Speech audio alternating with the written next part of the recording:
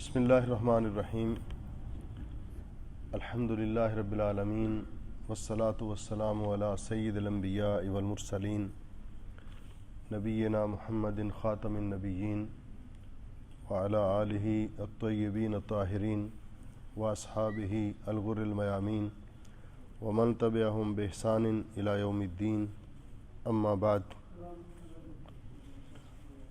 معزز سامعین و ناظرین، السلام علیکم ورحمۃ اللہ وبرکاتہ۔ آج ہم اللہ کی توفیق سے سورۃ السجدہ کی آخری آیت نمبر 27 سے 30 تک کا ترجمہ اور تفسیر بیان کریں گے اللہ کی توفیق سے، اور اس کے ساتھ آج اس سورہ مبارکہ کا ترجمہ اور تفسیر اپنے اختتام کو پہنچ جائے گا۔ اللہ رب العزت کی بارگاہ میں دعا ہے کہ اللہ سبحانہ و تعالی ہمیں اپنی کتاب مقدس کا صحیح فہم نصیب فرمائے۔ اللہم انفعنا بما علمتنا وعلمنا ما ينفعنا وزدنا علما۔ اللہ رب العزت ہمیں ان خوش نصیب لوگوں میں شامل فرمائے جن کے بارے میں نبی اکرم صلی اللہ علیہ وسلم نے ارشاد فرمایا، خیرکم من تعلم القرآن وعلمہ، تم میں سب سے بہتر وہ ہے جو قرآن پاک سیکھتے اور سکھاتے ہیں۔ اللہ سبحانہ و تعالی اس کتاب مقدس کو قیامت کے دن ہمارا سفارشی بنائے، کیونکہ نبی اکرم صلی اللہ علیہ وسلم نے ارشاد فرمایا، اقرأ القرآن فإنہ یأتی یوم القیامہ شفیعا لاصحابہ۔ قرآن پاک کی تلاوت کرو، قرآن پاک کو سیکھو، یہ اپنے پڑھنے والوں کی قیامت کے دن اللہ رب العزت کی بارگاہ میں سفارش کرے گا۔ آج جو آیات کریمہ جن کا ترجمہ اور تفسیر ہم بیان کرنا چاہتے ہیں، یہ دروازہ اگر کوئی بند کر دیں ساتھی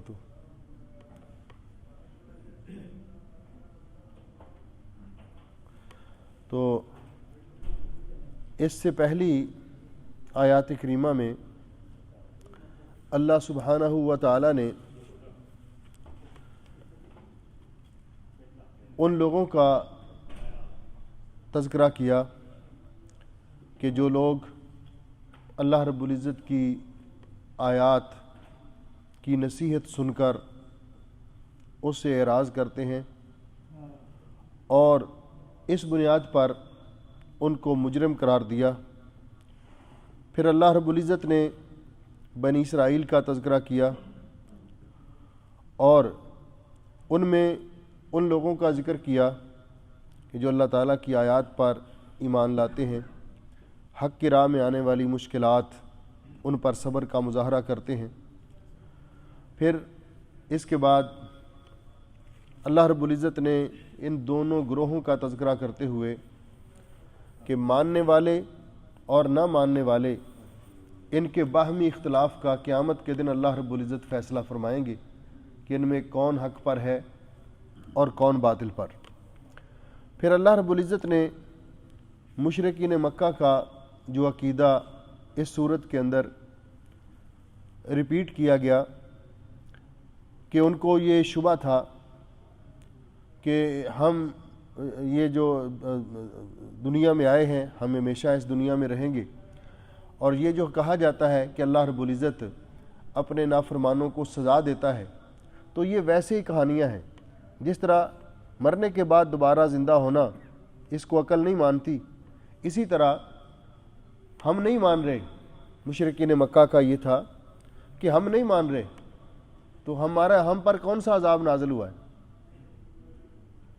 تو یہ بھی ویسی ایک کہانی ہے، حتیٰ کہ ان کی دیدہ دلیری کا یہ عالم تھا کہ ایک دن بیت اللہ شریف میں جا کر وہ اللہ تعالیٰ سے دعا کرنے لگے، مشرکین مکہ، اللہم ان کان ھذا ھو الحق من عندک، اے اللہ اگر یہ کتاب اور یہ تعلیمات جو حضرت محمد رسول اللہ صلی اللہ علیہ وسلم ہمارے سامنے بیان کرتے ہیں، اگر یہ تیری طرف سے واقعی حق ہے یعنی وہ اس کو حق نہیں مانتے تھے مشرکین مکہ.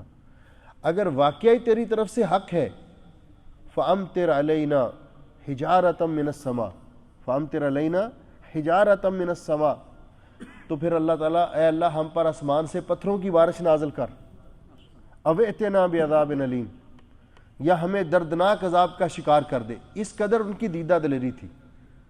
وہ یہ نہیں سمجھتے تھے کہ یہ تو اللہ رب العزت نے ڈھیل دی ہے، رسی دراز کی ہے، جب تک وہ نہ پکڑے.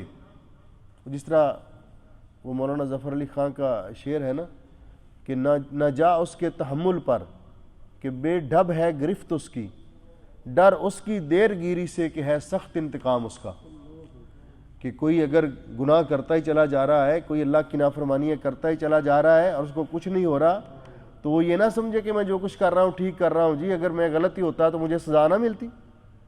بلکہ اللہ رب العزت فرماتے ہیں نستدرجہم املی لہم ان کیدی متین، ہم ڈھیل دیتے ہیں، ہم مہلت دیتے ہیں، پھر جب ہم پکڑتے ہیں تو پھر ایسا پکڑتے ہیں کہ لوگوں دنیا کے لیے نشان عبرت بنا دیتے ہیں. تو اللہ رب العزت نے فرمایا کہ مشرکین مکہ جو اس بات پہ اترا رہے ہیں کہ ہم نہیں مان رہے تو ہمارا کیا ہو گیا، کیا انہوں نے اولم یہد لہم، اس سے پہلی جو آیات مجھے آخری، کہ کیا ان کو اس سے سبق نہیں ملتا، کم اہلکنا من قبلہم من القرون، ہم نے ان سے پہلے کتنی قوموں کو ہلاک کیا، کتنی بستیوں کو تباہ و برباد کیا. یمشون فی مساکنہم، ان کے کھنڈرات، ان کی تباہ شدہ بستیاں، ان سے یہ لوگ گزرتے ہیں. قوم صالح علیہ السلام کی قوم، حضرت ہود علیہ السلام کی قوم، قوم عاد اور لوط علیہ السلام کی قوم، جن قوموں کو اللہ نے تباہ کیا تو ان کے جو مٹنے کے نشانات، آثار ان کو یہ دیکھتے ہیں. تو ان کو سبق نہیں اس سے ملتا کہ یہ بھی ہماری طرح بڑی بڑی زبردست قومیں تھیں.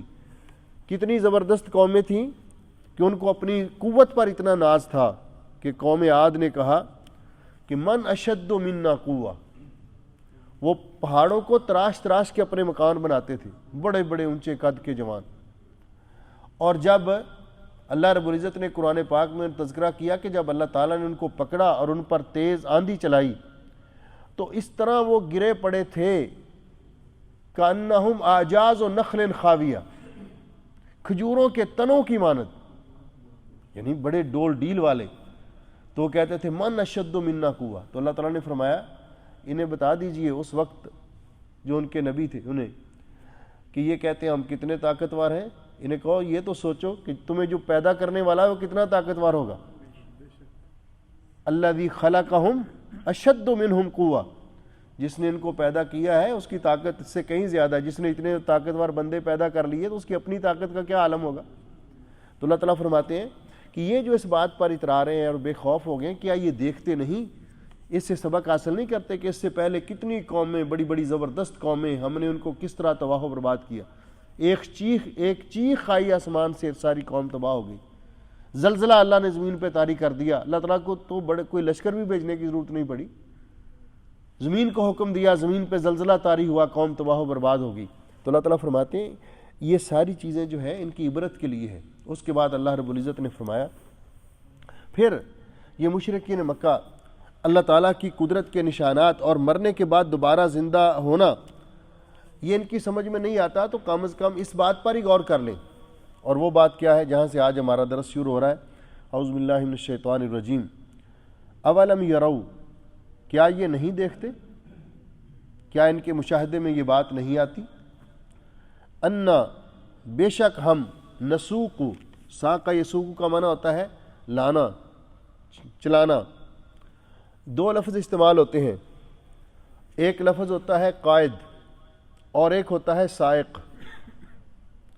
سائق وہ ہوتا ہے جو پیچھے سے کسی کو پش کرتا ہے، اور قائد وہ ہوتا ہے جو آگے سے کھینچتا ہے. قائد وہ ہوتا ہے جو آگے سے کھینچتا ہے. یہ گاڑی چلانے والے کو سواق، سائق اسی لیے کہتے ہیں. یہ حقیقت میں جو گاڑی کے ویل ہیں ان کو پیچھے سے پش کرتا ہے اور وہ دوڑتی ہے گاڑی. تو اللہ رب العزت نے فرمایا نسوکو کا معنی کہ ہم چلاتے ہیں. چلانے کا مطلب کیا کہ اللہ رب العزت فرماتے ہیں جس طرح کہ اللہ تعالیٰ نے بارش کا پروسیس ذکر کیا نا قرآن پاک میں کہ بادلوں سے اللہ تعالیٰ سمندر کے سے اللہ تعالیٰ بادل اٹھاتا ہے بخارات کی شکل میں اور وہ فضا میں آتے ہیں. پھر ہواؤں کو اللہ حکم دیتا ہے جس علاقے اللہ تعالیٰ کو منظور ہوتا ہے کہ اس علاقے میں بارش ہو وہ اس طرف ان بادلوں کو ہانک کر لے جاتی ہیں, ہوائیں ان کو چلا کر. یہ معنی نسوکو کہ ہم چلاتے ہیں الماء پانی کو. پانی سے مراد یہاں بارش ہے, پانی سے مراد بارش ہے, یعنی بارش کے پانی کو ہم چلا کر لے جاتے ہیں الی الارض الجرز, ارض جرز کی طرف. جرز کون سی زمین ہوتی ہے؟ وہ زمین جس میں کوئی چیز اگتی نہ ہو, یعنی چٹیل میدان, بنجر زمین, بنجر زمین, بے آباد زمین جس میں کوئی نباتات نہ ہو, کھیتیاں نہ ہوں, کوئی درخت نہ ہو. تو کہتے ہیں کہ کیا ان لوگوں نے کبھی مشاہدہ نہیں کیا کہ زمین بنجر ہو جانے کے بعد بارش کے ذریعے اللہ رب العزت زمین کو کس طرح زندہ کرتا ہے؟ اللہ رب العزت دوسری جگہ فرماتے ہیں کہ کیا آپ دیکھتے نہیں کیف یحیی اللہ الارض بعد موتہا, کہ اللہ تعالیٰ زمین کو کیسے زندہ کرتا ہے اس کے مرنے کے بعد. موت کیا ہے کہ زمین کا بنجر ہو جانا, اس میں کوئی کھیتی نہیں اگتی, کوئی فصل نہیں ہوتی. اس کی حیات کیا ہے؟ آسمان سے بارش اللہ تعالیٰ نازل فرماتے ہیں اور اس بارش کے ذریعے زمین, اس کے اندر یہ صلاحیت پیدا ہوتی ہے کہ زمین سے انگوریاں اگتی ہیں, پودے اگتے ہیں, درخت اگتے ہیں, پھل پھول یہ سے زمین لہلانے لگتی ہے. تو اللہ تعالیٰ فرماتے ہیں کہ کیا یہ اپنے ارد گرد مشاہدہ نہیں کر کہ زمین بے آباد قحط سالی ہوتی ہے, بے آباد ہو چکی ہوتی ہے زمین, کوئی وہاں کھیتی نہیں, کوئی گھاس نہیں, کوئی درخت نہیں, کوئی نباتات نہیں. تو ہم اس پہ بارش برساتے ہیں, اس کی طرف پانی کھینچ کے لاتے ہیں, چلاتے ہیں, چلا کے لاتے ہیں اس کی طرف, بنجر غیر آباد زمین کی طرف پانی کو بہا کر لے جاتے ہیں.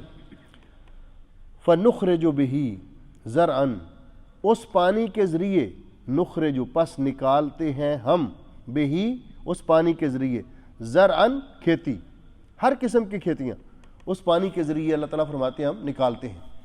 جس طرح کہ اللہ رب العزت نے سورہ عبسہ میں فرمایا کہ انسان فَلْيَنْظُرِ الْإِنسَانُ إِلَىٰ طَعَامِهِ, انسان کو اپنے کھانے پر ہی غور کر لینا چاہیے کہ کھانا جو ہم کھاتے ہیں کسی بھی شکل میں ہو, کھانا اپنے سامنے رکھا ہے, خواہ وہ میٹھے کا تو آج کل دل جی نہیں چاہتا کیونکہ ہر بندہ کہتا جی شوگر کا مریض ہے, میٹھا جی کم نہیں آج. اور میں اسی لیے کہتا ہوں کہ جو دوست جن کو اللہ تعالیٰ کو خوشی دکھاتا ہے تو وہ ابھی بھی مٹھائیوں کے ڈبے وہ ڈھوتے رہتے ہیں. بھی تھوڑا سا تنوع اختیار کریں آپ لوگوں کے مزاج اور طبیعت کے موافق.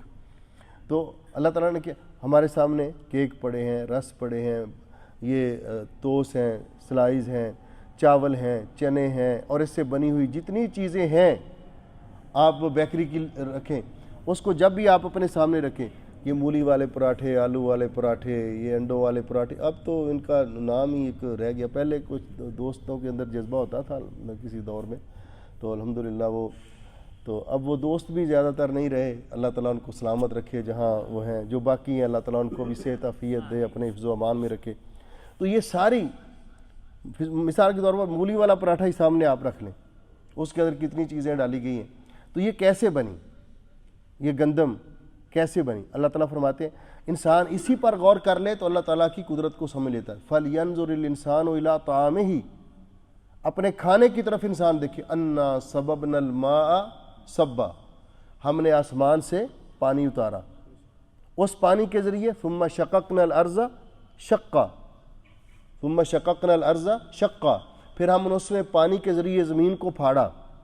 فَأَنبَتْنَا فِيهِ حَبًّا وَعِنَبًا وَقَضْبًا وَزَيْتُونًا وَنَخْلًا وَحَدَائِقَ غُلْبًا وَفَاكِهَةً وَأَبًّا مَتَاعًا لَكُمْ وَلِأَنْعَامِكُمْ. یہ ساری چیزیں اللہ تعالیٰ فرماتے ہیں ہم نے اس سے اگائیں. فَأَنبَتْنَا فِيهَا حَبًّا, دانے دار ہر چیز, گندم, چاول, دالیں, ہر قسم کی اللہ تعالیٰ فرماتے ہیں. انگور, انار, یہ گنے, ککڑیاں، سبزی، جتنے پھل ہیں سارے اللہ تعالیٰ فرماتے ہیں تو پھر ہم نے ان میں دو فائدے رکھے، متاع لکم ولانعامکم، اس کے دانے آپ خود کھا لیں، مکئی کے ڈنٹھل جانوروں کو کھلا دیں، گندم کے دانے آپ کھا لیں، اس کا بھوسا جانوروں کو کھلا دیں، اسی طرح باقی۔ تو اللہ تعالیٰ فرماتے ہیں کہ یہاں بھی فرمایا کہ ہم اس کے ذریعے کھیتی نکالتے ہیں، پیدا کرتے ہیں، تاکل منہ، کھاتے ہیں اس سے، انعامہم، ان کے، یعنی مشرکین مکہ جو نہیں مان رہے نا، ان کے جانور وہ بھی اس سے کھاتے ہیں، ان کا چارہ بھی ہم اگاتے ہیں، اور وانفسہم، اور یہ خود بھی کھاتے ہیں، گندم خود کھاتے ہیں، بھوسا جانوروں کو کھلا دیتے ہیں، مکئی کے دانے خود کھا لیتے ہیں، ڈنٹھل جانوروں کو، اسی طرح باقی چیزیں۔ تو اللہ تعالیٰ فرماتے ہیں اس کے باوجود بھی افلا یبصرون، کیا یہ دیکھتے نہیں، غور و فکر نہیں کرتے؟ کیا ان کی بصیرت کام نہیں کرتی؟ اس پہ غور نہیں کرتے کہ جس مالک نے مردہ زمین کو بنجر ہو جانے کے بعد بیاباد زمین کو اللہ تعالیٰ نے دوبارہ زندہ کر لیا اور اس سے پھل پھول اور کھیتیاں پیدا کر لیں، تو وہ کیا ان کو جو یہ زمین میں دفن ہے ان کو دوبارہ زندہ نہیں کر سکتا؟ یہ اللہ رب العزت نے اس بات پر دلیل دی۔ اللہ رب العزت فرماتے ہیں پھر یہ کہتے ہیں وَيَقُولُونَ، اور یہ کہتے ہیں مَتَىٰ هَٰذَا الْفَتْحُ، یہ فتح کب ہوگی؟ الفتح یہاں سے بعض مفسرین نے اس سے مراد لیا ہے کہ اس سے مراد فتح مکہ ہے، کہ مسلمان کہتے ہیں جی کوئی بات نہیں، اگر آج آپ قوت میں ہیں، ہم پر ظلم و ستم کر رہے ہیں، تو اللہ تعالیٰ ہمیں بھی فتح دے گا، ہم غلبہ حاصل کریں گے اور پھر ہم آپ سے پوچھیں گے، تو اس سے مراد فتح مکہ ہے۔ لیکن قرآن پاک کا یہ سیاق جو ہے، آگے جو آیت کریمہ ہے وہ بتا رہی ہے کہ اس سے فتح مکہ مراد لینا یہ سیاق و سباق سے مطابقت نہیں رکھتا۔ تو پھر فتح کا معنی کیا ہے؟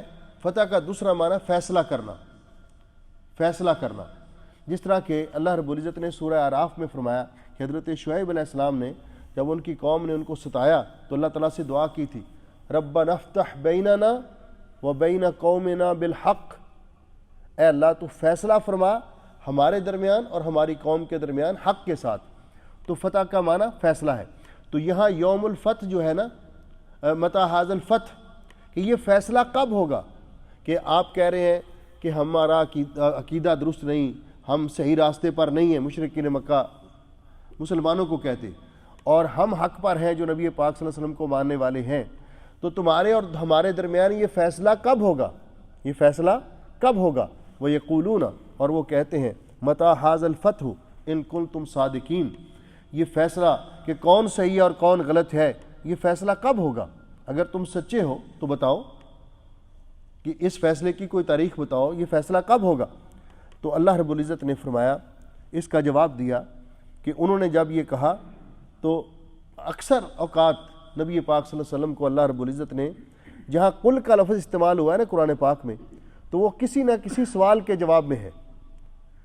مشرکین مکہ نے سوال کیا، کسی اور نے سوال کیا، تو اللہ رب العزت نے فرمایا اے میرے پیارے حبیب قل، فرما دیجئے۔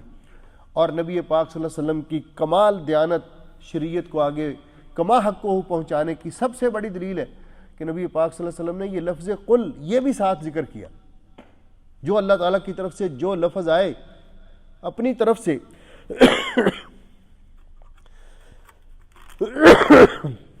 شاید یہ ڈاکٹروں کو دیکھ کر بسم اللہ صحیح چل رہا تھا، الحمدللہ۔ ہاں جی، تو کہتے ہیں یہ فیصلے کا دن کب ہوگا اگر تم سچے ہو؟ اس کی دلیل کیا ہے کہ اس سے مراد قیامت کا دن ہے؟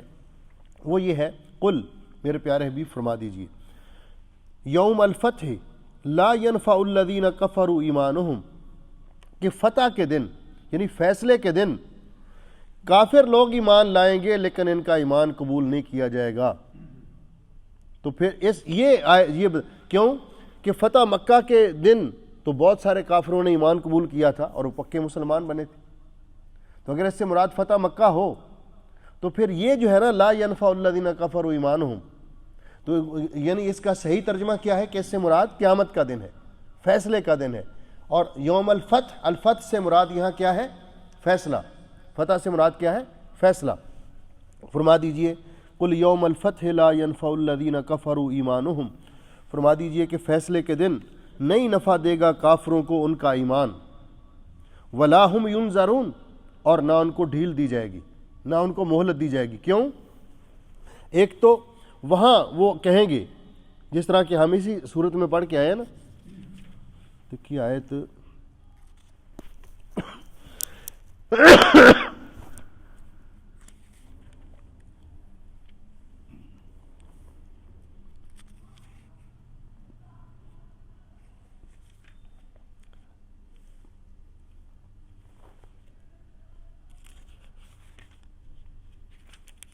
ہاں یہ شاید ورکٹبل ہے. وہ آیت جو ہے نا، ربنا ابصرنا وسمعنا فرجعنا نعمل صالحا انا موقنون. ہاں ولو ترى اذ المجرمون ناکسوا رؤوسهم عند ربهم ربنا ابصرنا، اے اللہ ہم نے اپنی آنکھوں سے دیکھ لیا. قیامت کے دن کہیں گے. اور سن بھی لیا، ہم اس پر یقین ایمان لے آئے، یقین ہم نے کر لیا. فرجعنا، ہمیں ایک دفعہ دوبارہ واپس بھیج، اب ہم نیک اعمال کر کے آئیں گے. تو اللہ تعالیٰ فرماتے ہیں دوسری جگہ پہ کہ یہ صرف ان کا دعویٰ ہی ہے. اگر ان کو مہلت بھی دی گئی، لو ردوا لعادوا لما نہوا عنہ، اگر ان کو ہم نے واپس بھیجا تو پھر وہی کریں گے جو پہلے کرتے آئے. ہمیں پتہ ہے ان کا، ہماری مخلوق ہے، ہم نے ان کو پیدا کیا ہے، ہمیں پتہ ہے ان کی عادات کا.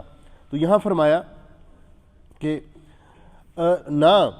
نہ تو ان کا ایمان ان کو فائدہ دے گا کہ وہاں کہیں گے یا اللہ ہم نے مان لیا، ہم ایمان لے آئے کہ واقعی قیامت برحق ہے، مرنے کے بعد اٹھنا برحق ہے. نہ تو یہ ایمان ان کا کسی کام ہوگا. ولا ہم ینظرون، اور نہ ہی ان کو مہلت دی جائے گی. اس کے بعد اللہ تعالیٰ فرماتے ہیں اے میرے پیارے حبیب فاعرض عنہم وانتظر، آپ نے ان کو بڑا سمجھایا، بڑی تبلیغ کی، ہر طرح سے دلائل بھی دیے. اگر یہ نہیں مانتے تو آپ کو پریشان ہونے کی ضرورت نہیں، آپ ان کو ان کے حال پہ چھوڑ دیے. فاعرض عنہم وانتظر، اور انتظار کیجئے. انہم منتظرون، یہ بھی انتظار کر رہے ہیں. اب آپ فیصلے کے دن کا انتظار کیجئے آپ بھی، اور یہ بھی انتظار کریں. اس دن اللہ رب العزت فیصلہ کر دے گا قیامت کے دن. تو یہ رسول اکرم صلی اللہ علیہ وسلم کو اللہ سبحانہ و تعالی ارشاد فرما رہے ہیں کہ فاعرض عنہم، یہ کافر منتظر ہیں کہ شاید پیغمبر علیہ الصلوۃ والسلام یہ جو ہمیں کہہ رہے ہیں کہ آپ اس مشکل کا شکار ہوں گے، یہ ہوں گے، پتہ نہیں کل ان کے ساتھ کیا بنتا ہے. تو یہ آپ کے بارے میں انتظار کرتے ہیں اور آپ ان کا انجام، اس کا انتظار کیجئے. اصل علم اللہ کے پاس ہے، اصل علم اللہ کے پاس ہے. فاعرض عنہم، آپ ان سے اعراض کیجئے، ان کا خیال چھوڑ دیجئے. وانتظر، اور آپ بھی انتظار کیجئے. انہم منتظرون، اور یہ بھی انتظار کرنے والے ہیں. وانتظر امر کا صیغہ ہے اور منتظرون یہ اسم فاعل کا صیغہ ہے. آپ بھی انتظار کیجئے اور یہ بھی انتظار کرنے والے ہیں، یہ بھی انتظار کریں. اس طرح الحمدللہ آج سورہ السجدہ کی تفسیر اور ترجمہ اللہ کی توفیق سے ہم نے ختم کیا. اللہ رب العزت قبول و منظور فرمائے. اللہ سبحانہ و تعالی کی بارگاہ میں دعا ہے کہ اللہ تعالی اپنے فضل و رحمت سے اس بابرکت مجلس میں جو لوگ شریک ہوتے ہیں ان کو بھی اور جو بعد میں سنیں گے سب کے لیے خیر و برکت کا باعث بنائے. اللہ سبحانہ و تعالی قرآن پاک کی تعلیمات، نورانی تعلیمات پر ہمیں عمل کرنے کی توفیق بخشے اور ساری عمر اس پر استقامت عطا فرمائے. اور قیامت کے دن اللہ رب العزت کتاب اللہ کو ہمارا سفارشی بنائے اور ہمارا خاتمہ ایمان پہ کرے. اللہ تعالیٰ جتنے مسلمان بیمار ہیں سب کو شفائے کاملہ عطا فرمائے. اور جو یہ وبا آئی ہوئی ہے اللہ تعالیٰ اس کے اثرات سے بھی ہم سب کو محفوظ فرمائے. اور جو لوگ اس کے اثرات سے متاثر ہیں اللہ رب العزت ان کو بھی شفائے کاملہ عطا فرمائے. میں نے پچھلے درس میں یہ اعلان کیا تھا کہ ویسے تو ہمارا جو اپنا ترجمہ اور تفسیر کا جو پروگرام تھا تو یہاں تک قرآن پاک کمپلیٹ ہو چکا ہے. آپ کو معلوم ہے کہ ہم نے پہلے لاسٹ سے 10 پارے مکمل کیے تھے سورہ احزاب تک، اور پھر ہم نے سورہ البقرہ سے شروع کیا تھا، لیکن یہ پروگرام بنا تھا پچھلے درس میں کہ ہم اس کو کنٹینیو رکھ کے سورہ احزاب کا ترجمہ اور تفسیر ایک بار پھر اس کو پڑھتے ہیں، کیونکہ اس دفعہ صحیح ریکارڈنگ بھی نہ ہوئی اور اس کے اندر بہت سارے احکام ہیں، تو یہ دوسرا یہ مسک الختام کے طور پر، تو انشاءاللہ آئندہ درس جو ہوگا وہ ہم سورۃ الاحزاب شروع کریں گے، صرف سورۃ احزاب۔ ہاں جی، تو پھر دوسرا کہ جب سورۃ احزاب ختم ہو جائے گی تو پھر آخری پارے کی جو صورتیں ہیں، جو چھوٹی صورتیں ہیں، وہ تقریباً 20 کے قریب صورتیں، تو ہم ان کو ایک دفعہ ان کا ترجمہ ریپیٹ کریں گے اور ان کی مختصر تشریح کریں گے انشاءاللہ اللہ کی توفیق سے۔ آپ سے گزارش یہ ہے کہ جتنے بھائی اس پروگرام کے اندر شریک ہوئے ہیں شروع سے، جب سے یہ شروع ہوا ہے، اور آپ بھائیوں کے ذہن میں ہے، تو ان کی ایک لسٹ بنا لیں۔ کوئی ساتھی ڈیوٹی لے لیں، بھائی عبدالحفیظ صاحب ہیں، ڈاکٹر طاہر صاحب ہیں، تو جو ساتھی ہمارے ساتھ شریک تھے اور چلے گئے یا ابھی چل رہے ہیں، یا بعض اوقات وہ شریک ہوئے اور بعض اوقات منقطع ہو گئے لیکن ابھی تک چل رہے ہیں، تو سب کی ایک لسٹ بنائیں، اس میں نام، ولدیت اور ٹیلی فون نمبر کم از کم، تو یہ ہمارے پاس ایک ریکارڈ ہو۔ کوشش کریں گے کہ اختتام پر ہم ایک یعنی جو طرح تذکیری جو اعزازی سرٹیفکیٹ وہ ساتھیوں کو دیا جائے، تاکہ ایک یاد رہے کہ ہم نے ایک پروگرام میں شرکت کی تھی۔ تو آپ یہ جو ساتھی کوئی اور ساتھی بھی اگر اس میں شریک ہونا چاہے، ڈاکٹر صاحب بھی ہیں، تو ایک لسٹ بنا لیں، تو میں بھی جو مجھے یاد ہوں گے میں بھی بنا لوں گا، پھر اس کو کمپوز کر لیں گے اس لسٹ کو۔ تو ایک تو اور کچھ نہیں تو کم از کم ہمیں اپنے احباب کی تو ایک یاد دہانی ہو جائے گی، اور ان کے ساتھ ایک رابطے کا ذریعہ، اور ہمیں کہ کتنے لوگ ہم اس پروگرام میں الحمدللہ بہت لوگوں نے، بہت بھائیوں نے استفادہ کیا۔ جو لوگ پاکستان جا چکے ہیں وہ ابھی بھی تقاضا کرتے ہیں کہ آپ ریکارڈنگ ہمیں بھیجیں جی، اور لائیو اگر ہو تو کئی سننے کی لائیو بھی کوشش کرتے ہیں۔ تو اللہ تعالیٰ توفیق بخشے، اللہ تعالیٰ قبول فرمائے یہ تھوڑی بہت جو ہم نے اللہ تعالیٰ کی کتاب کی خدمت کی ہے، اصل میں اپنے بھلے کے لیے کہ ہم اس پر عمل کر سکیں، اور جو بھائیوں نے مطابت کی ہے اللہ تعالیٰ آپ کو بھی، اور جو بہنیں بھی پہلے اس پروگرام میں شریک ہوتی تھیں سب کو جو اللہ تعالیٰ جزائے خیر دے، اور یہ بچے جو بڑے اہتمام کے ساتھ ریکارڈ کرتے ہیں دروس اور آگے نشر کرتے ہیں، اللہ تعالیٰ ان کو بھی جزائے خیر دے، ان کے لیے بھی صدقہ جاریہ بنائے۔ تو انشاءاللہ آج صورت ختم ہوئی ہے، بلکہ پارہ ختم ہوا ہے، آج پارہ ختم ہوا ہے، تو اگلا درس جو ہوگا جمعہ کے دن اللہ تعالیٰ خیر و عافیت سے رکھے۔ تو یہ ہماری جماعت کے جو ذمہ داران ہیں، یہ سے موقع پر وہ کچھ کیا کرتے تھے، باقی خود سمجھتے ہیں، اللہ تعالیٰ جزائے خیر دے، بارک اللہ فیکم، اللہ تعالیٰ آپ کے رزق و مال میں برکت دے، اللہ تعالیٰ سلامت رکھے۔ انشاءاللہ آئندہ درس میں ملاقات ہوگی، بارک اللہ فیکم۔